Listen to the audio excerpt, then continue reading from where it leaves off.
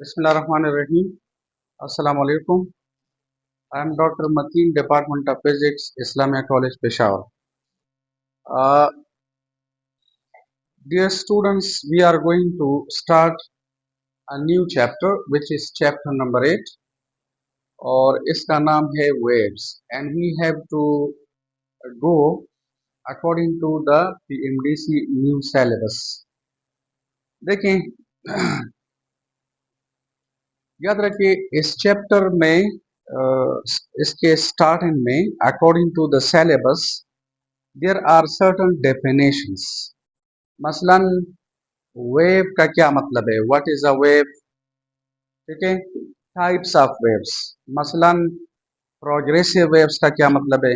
याद रखिए progressive waves का मतलब है ट्रेवलिंग वेव्स, ठीक है। दो किस्म के वेव्स होती हैं, एक को हम प्रोग्रेसिव कहते हैं, एक को हम स्टेशनरी कहते हैं, जो स्ट्रिंग्स में या रोप्स वगैरह में पैदा हो जाती है, ठीक है। तो प्रोग्रेसिव वेव्स यानी ट्रेवलिंग वेव्स, इसी तरह ट्रांसवर्स वेव्स, लॉन्गिट्यूडनल वेव्स। फिर वेव की फ्रीक्वेंसी का क्या मतलब है। Frequency means number of waves passing through a particular point. Frequency means number of waves, ठीक है। और फ्रीक्वेंसी को जब आप इसका रेसिप्रोकल ले ले तो फिर टाइम पीरियड आ जाता है, यानी F is equal to 1/t या T is equal to 1/f। इसी तरह वेवलेंथ का क्या मतलब है, ठीक है।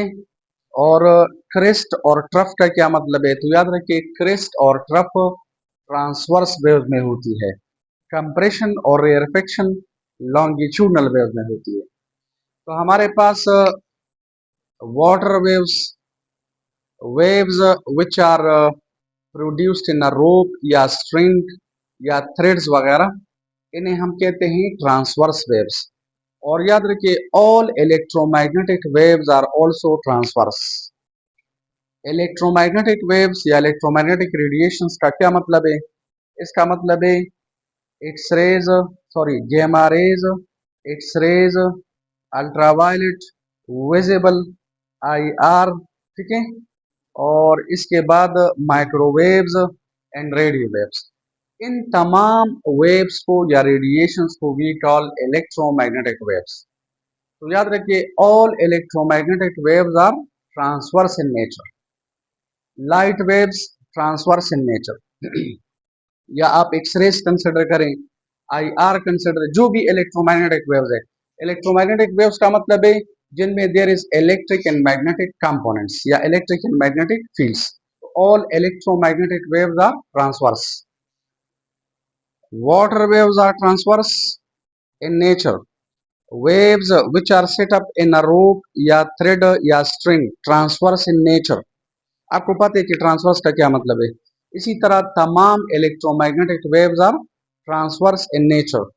और जो हमारे पास साउंड वेव्स हैं दे आर लॉन्गिट्यूडनल वेव्स।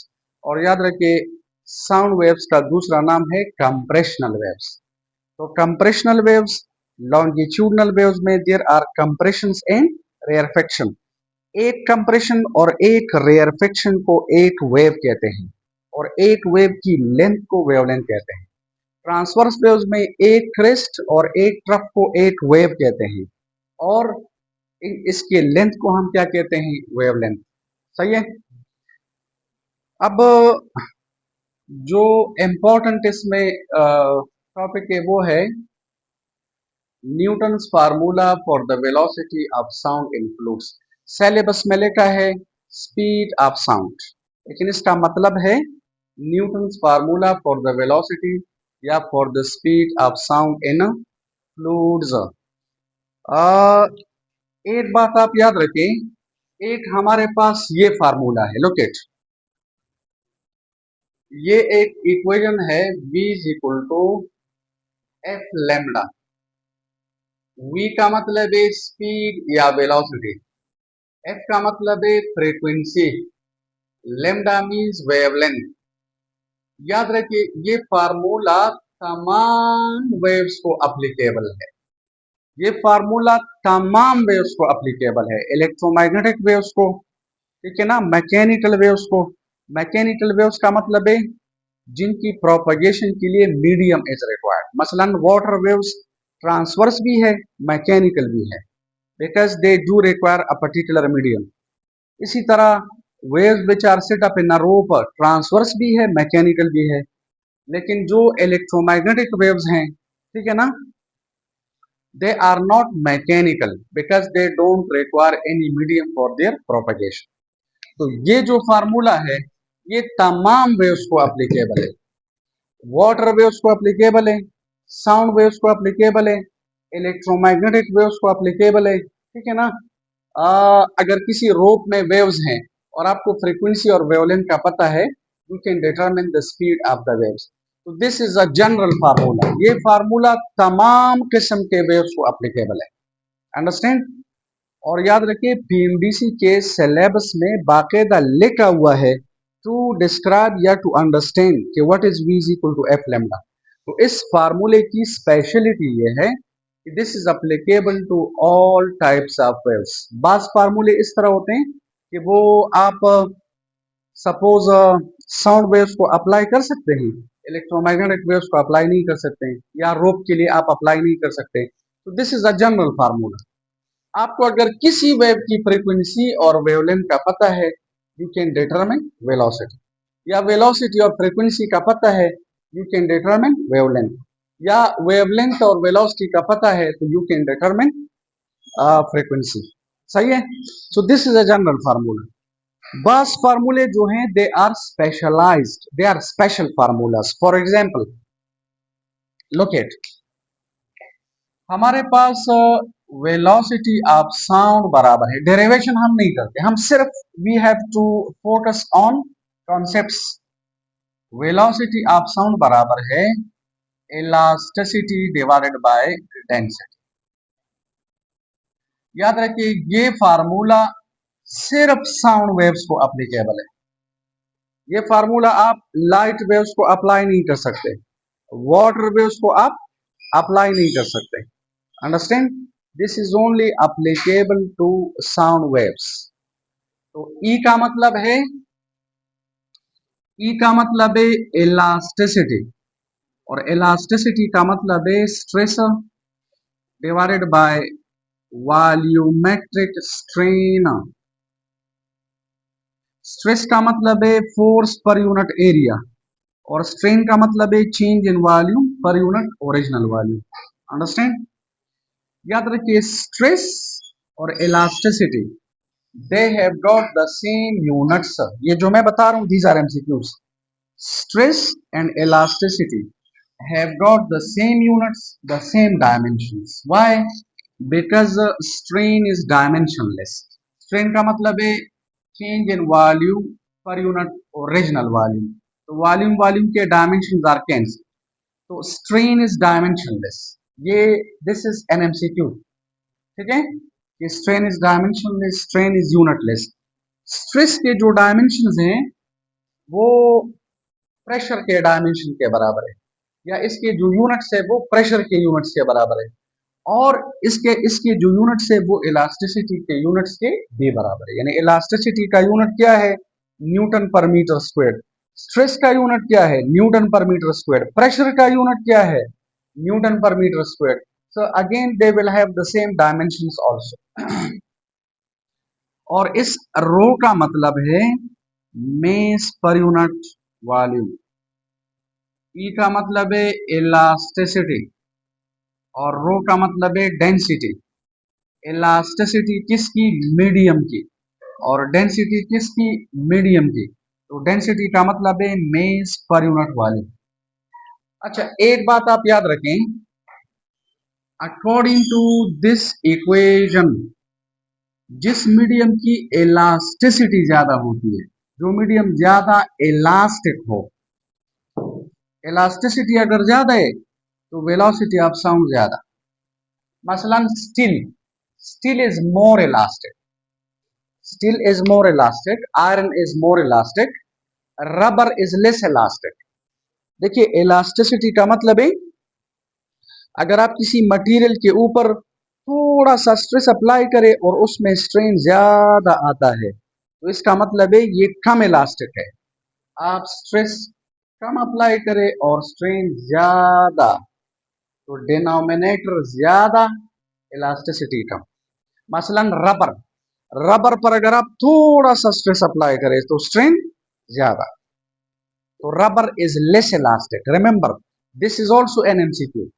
कभी कभार इस तरह जाते हैं कि which of the following is more elastic या which of the following is less elastic, तो rubber is not more elastic, rubber is less elastic. कपड़ा less elastic, rubber less elastic.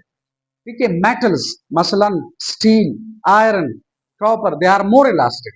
Understand? तो जिस मीडियम की इलास्टिसिटी ज्यादा होगी, तो याद रखिए इसमें आवाज की वेलोसिटी ज्यादा, लेकिन अगर डेंसिटी ज्यादा है तो फिर आवाज की वेलोसिटी कम। ठीक है, मसलन लुक इट, आप मुझे ये बताएं, हाइड्रोजन ज्यादा डेंस है या ऑक्सीजन? डेंसिटी किसकी ज्यादा है?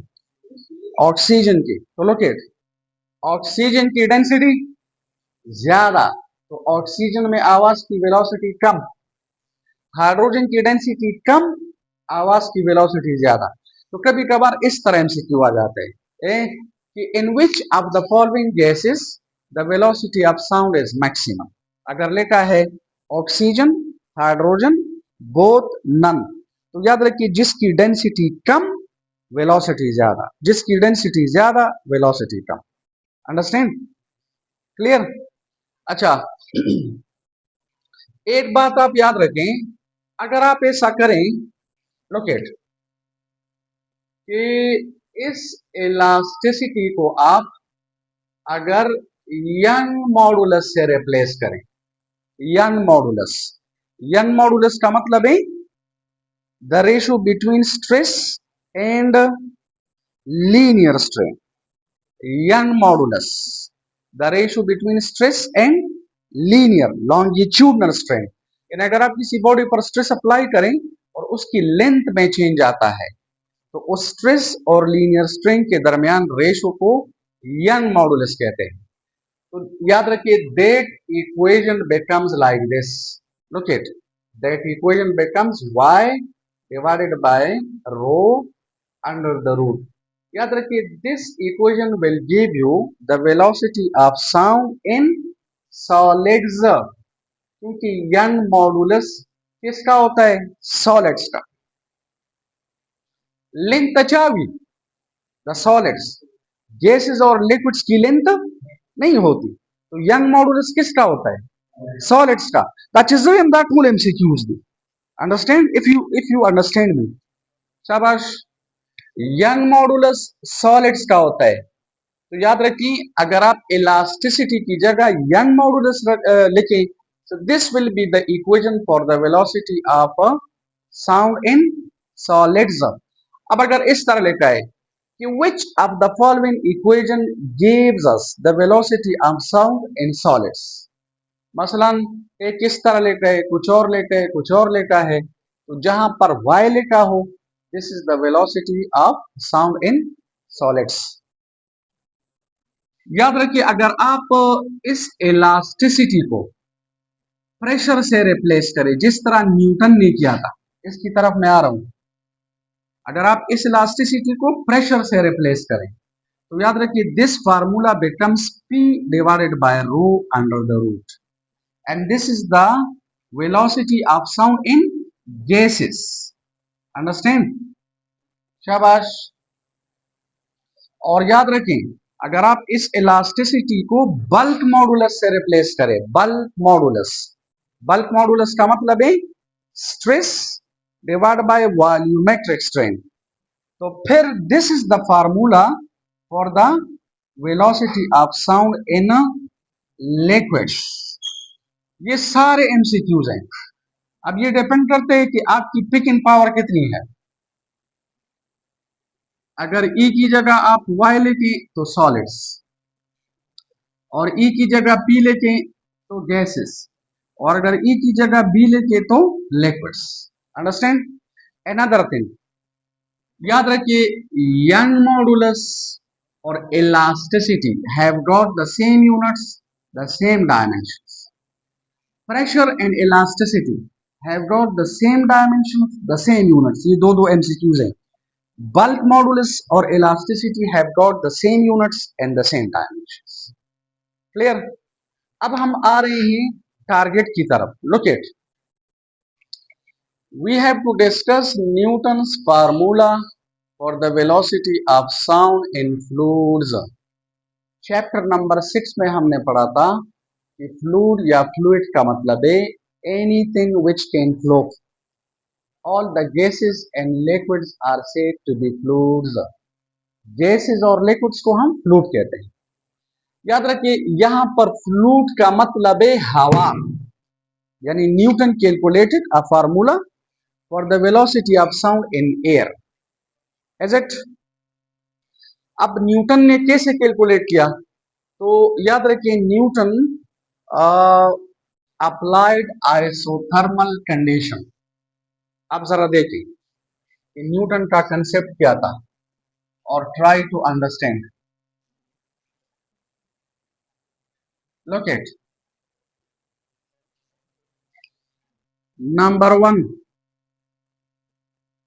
इधर देखिए न्यूटन का ये कंसेप्ट था कि whenever sound is passing through a particular gaseous medium तो टेम्परेचर रिमेन्स कांस्टेंट. टेम्परेचर अगर कांस्टेंट है तो इसे कहते हैं आइसोथर्मल कंडीशन.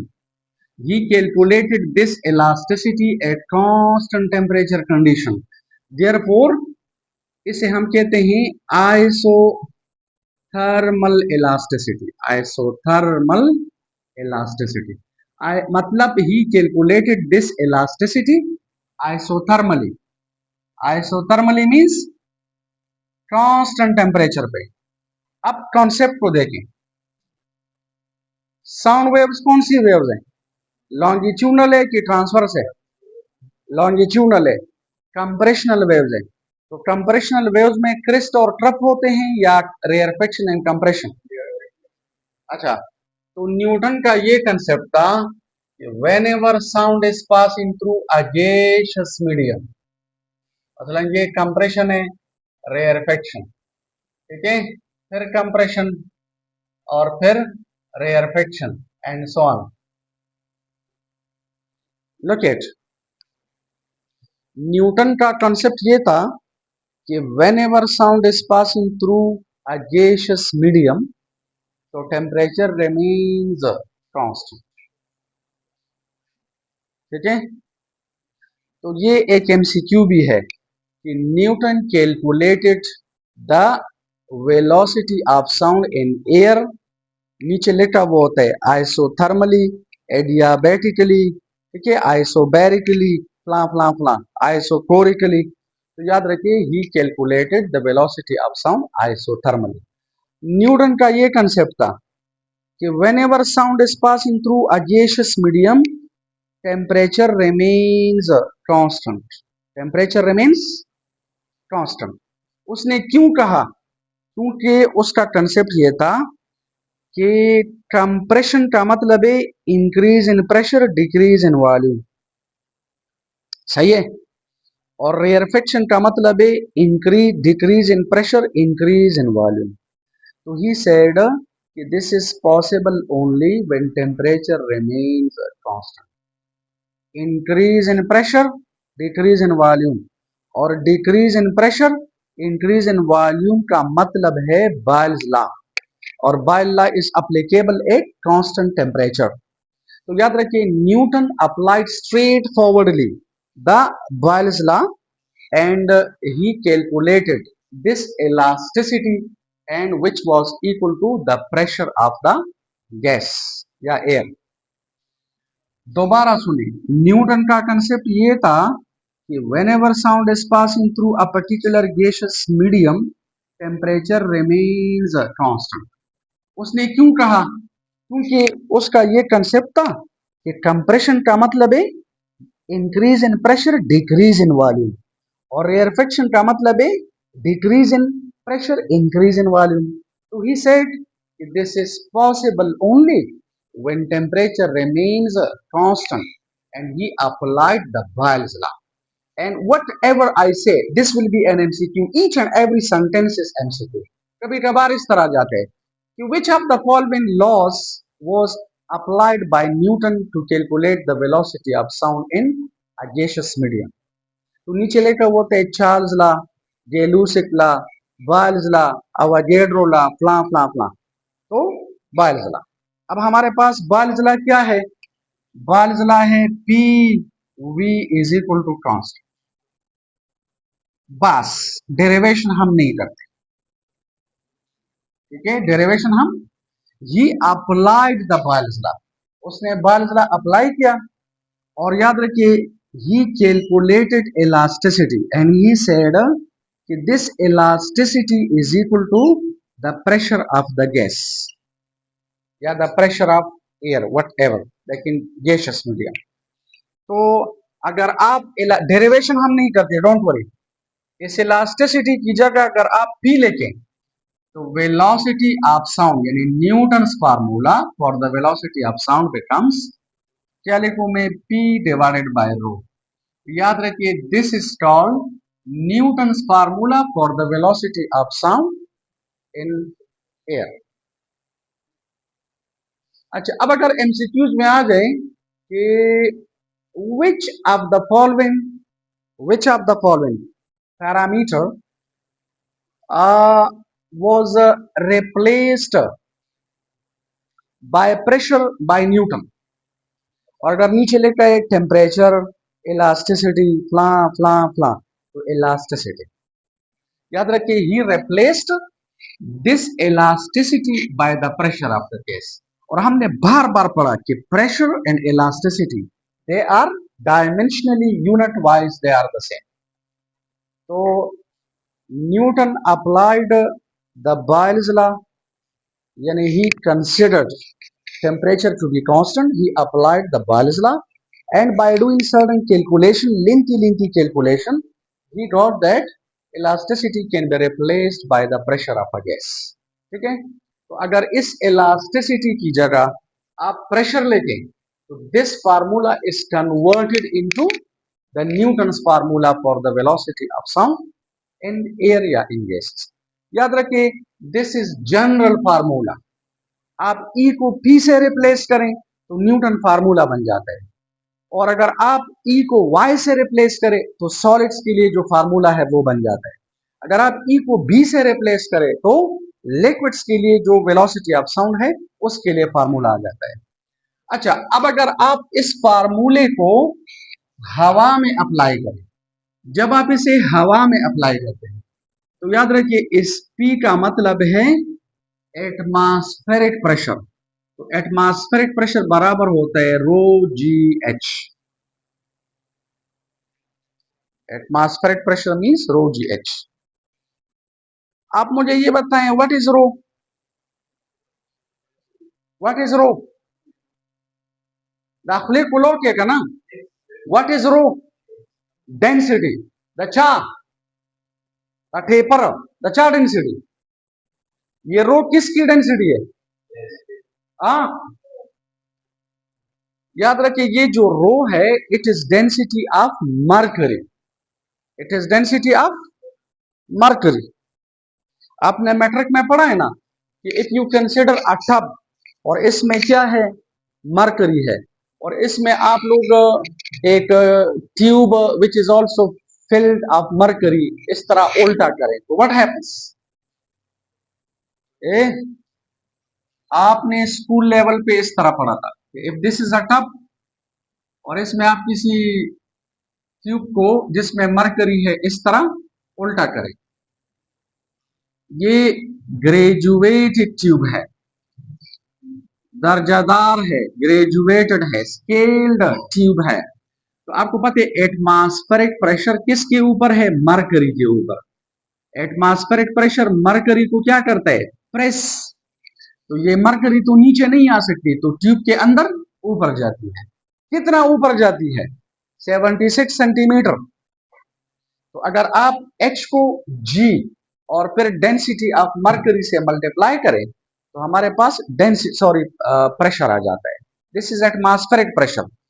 इस रो का मतलब डेंसिटी ऑफ एयर ना, इस रो का मतलब है डेंसिटी ऑफ मर्करी। अंडरस्टैंड? इसी वजह से आई राइट हियर एम। और इस रो का मतलब है डेंसिटी ऑफ द मीडियम, मसलन हवा, तो ये डेंसिटी ऑफ एयर है। ये अगर आप इधर पुट करें तो velocity of Newton is rho M G H divide by density of air. जरा गौर से देखें, लुक इट। अक्सर स्टूडेंट्स क्या करते हैं, इधर रो लिखते हैं, इधर भी रो लिखते हैं, और फिर दोनों को कैंसिल करते हैं, बस से तबाह बर्बाद। आप देखिए ये डेंसिटी इस डेंसिटी के साथ कैंसिल नहीं होती, because this is density of mercury and this is density of air. Let this is equation number 3। याद रखिए मर्करी की जो डेंसिटी है, data sutayadi sar garma makam panaro pamada 13.6 centimeter per second, sorry, gram per centimeter cube. This is density of mercury. और याद रखिए density of air है 0.01293 दा बयादवे तजरम खियो कबर, और h हमारे पास है 76 सेंटीमीटर। और याद रखें, आप मुझे ये बताएं ये कौन सा सिस्टम है, सीजीएस है, तो g का वैल्यू सीजीएस में है 981 सेंटीमीटर पर सेकंड स्क्वायर। आप ऐसा करें, ये तमाम वैल्यूज अगर इस इक्वेशन में पुट करें, मैं कैलकुलेशन नहीं कर रहा, कैलकुलेशन की जरूरत नहीं है, अगर आप ये वैल्यूज पुट करें तो velocity of sound in air according to Newton आ जाता है, this is 2800 centimetre per second. This is the velocity of sound in air according to Newton. शाबाश, no need of calculation, you will have to remember this. अगर आप इसे metres में convert करें तो 100 से डिवाइड करें Newton, this will be 281 metre per second. याद रखिए कभी कभार एमसीक्यूज में इस तरह जाता है, लिखा होता है कि the numerical value for the velocity of sound in air according to Newton is, मसलन ऑप्शन ए में ये लिखा है, ऑप्शन बी में ये लिखा है, क्लियर? और अगर सी में लिखा है बोथ ए एंड बी, तो बोथ ए एंड बी। देखिए इस तरह भी लिख सकते हैं सेंटीमीटर पर सेकंड में, और मीटर पर सेकंड में इस तरह, clear? Now look at, concept क्या है? कॉन्सेप्ट ये है कि न्यूटन कहते हैं कि whenever sound is passing through a gaseous medium temperature remains constant. क्यों? क्योंकि उसका ये कंसेप्ट था कि कंप्रेशन में प्रेशर ज्यादा तो वॉल्यूम कम, और रेयरफेक्शन में प्रेशर कम तो वॉल्यूम ज्यादा। तो ही सेड कि इसका मतलब है कि Boyle's law should be applicable, this is the Boyle's law. लेकिन बायलेज लॉ इज तब applicable when temperature remains constant. तो न्यूटन का ये कंसेप्ट था कि whenever sound is passing through a particular gaseous medium, temperature remains constant. So he applied the Boyle's law and he calculated this elasticity at constant temperature. Therefore, this elasticity is said to be isothermal elasticity. और अगर आप इस P की जगह atmospheric pressure लिखें और फिर ये वैल्यूज पुट करके कैलकुलेट करें, वी आर गेटिंग दिस। अच्छा, नाउ याद रखिए वेलोसिटी ऑफ साउंड की जो एक्सपेरिमेंटल वैल्यू है, एक्सपेरिमेंटल वैल्यू, ये कौन सी वैल्यू है? Theoretical, this is theoretical value. ये तो न्यूटन ने बायलेज लॉ अप्लाई किया by doing mathematics and he got this. This is not an experimental value, he didn't do any experiment, okay, he applied mathematics. जो experimental value है ये है 332 metre per second.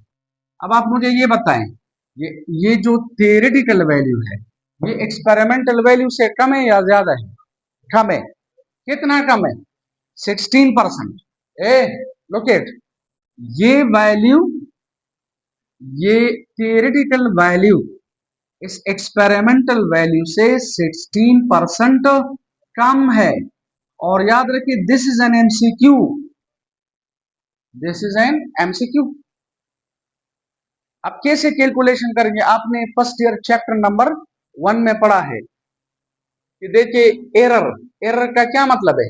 Error का मतलब है measured value minus actual value divided by measured value multiplied by 100, तो आपके पास you will get -16%। तो माइनस का मतलब है ये वैल्यू 16% एक्सपेरिमेंटल वैल्यू से कम है, मतलब गलत है। Is it? यानी न्यूटन का कंसेप्ट गलत था कि whenever sound is passing through a gaseous medium temperature remains constant. Understand? Newton का ये कंसेप्ट गलत था। तो न्यूटन के बाद कौन आया? लेप्लास। और लेप्लास ने इस फार्मूले को और इस वैल्यू को सही करवाया, and that is called Laplace correction. तो लेप्लास का क्या कंसेप्ट था? अच्छा देखें, लेप्लास एक साइंटिस्ट का नाम है, ठीक है। लेप्लास का कॉन्सेप्ट ये था कि whenever sound is passing through a gaseous medium, temperature does not remain constant, बल्कि heat remains constant। तो आपको पता है, आपने फर्स्ट ईयर चैप्टर नंबर 10 में पढ़ा होगा एडियाबैटिक प्रोसेस। एडियाबैटिक प्रोसेस का क्या मतलब है? ऐसा प्रोसेस जिसमें आप किसी सिस्टम को न हीट सप्लाई करते हैं और न लेते हैं।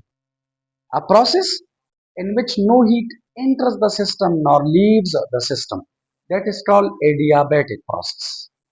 अच्छा, लेप्लास ने इस इलास्टिसिटी को अंडर एडियाबैटिक कंडीशंस कैलकुलेट किया, तो therefore this elasticity is called adiabatic elasticity. अब लुक एट द कॉन्सेप्ट।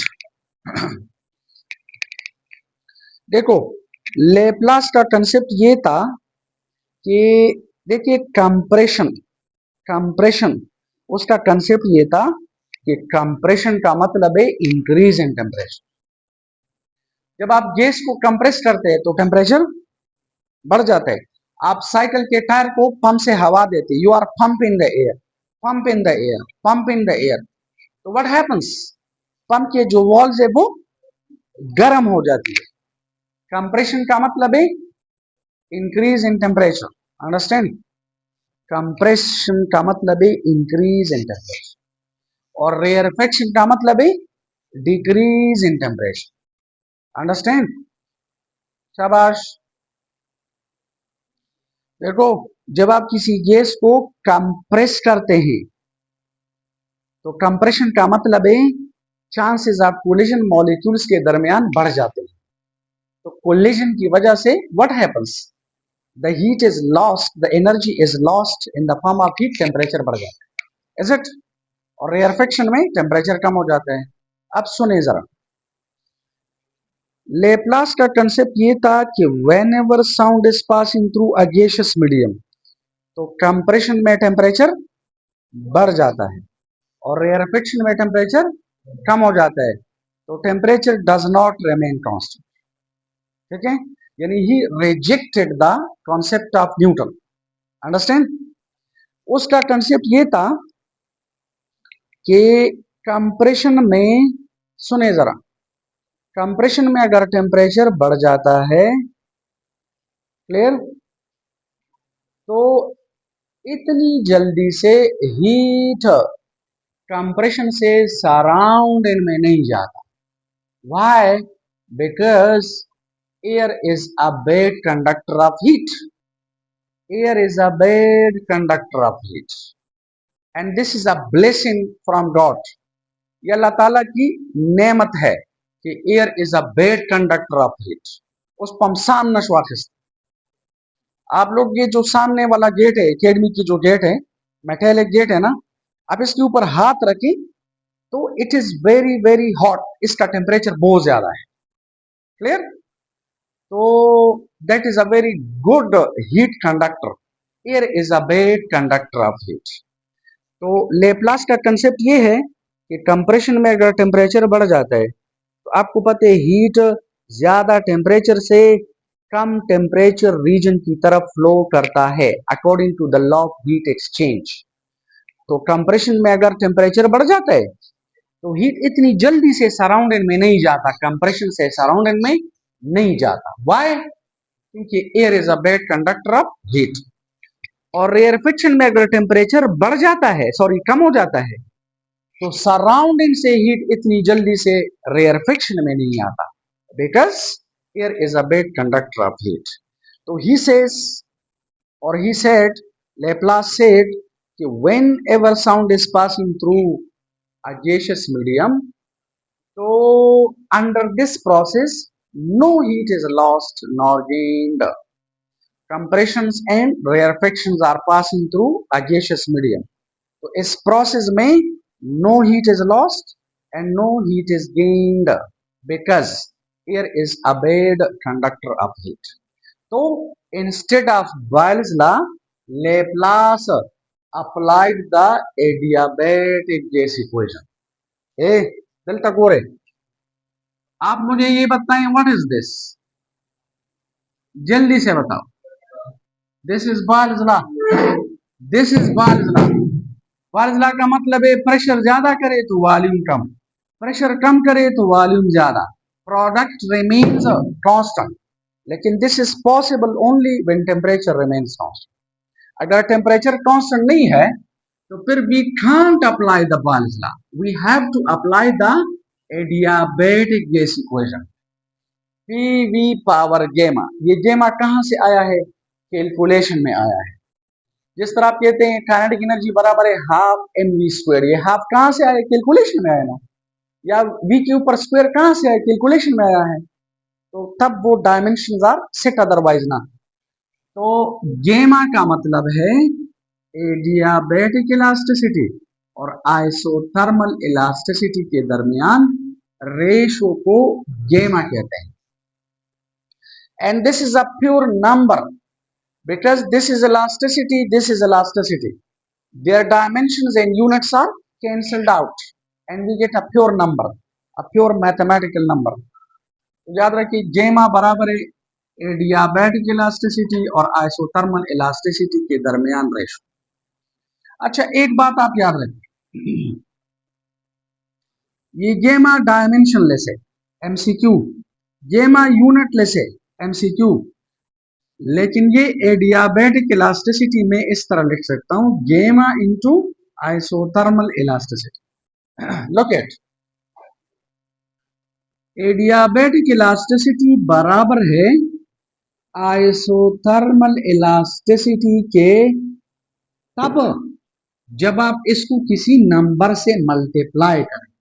मतलब अगर मल्टीप्लाई ना करें तो adiabatic elasticity is greater than isothermal elasticity. Are you getting me? मैं लिखता हूं 10 बराबर है 2 मल्टीप्लाइड बाय 5, लेकिन अगर आप ये 2 हटा दें तो 10 इज ग्रेटर देन 5।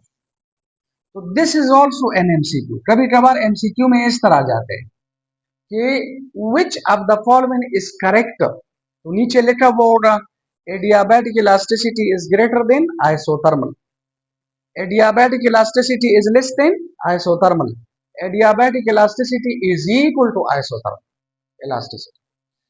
आप लोग देखिए ये इलास्टिसिटी इस इलास्टिसिटी से ज्यादा है, एडियाबेटिक इलास्टिसिटी ज्यादा है, अंडरस्टैंड?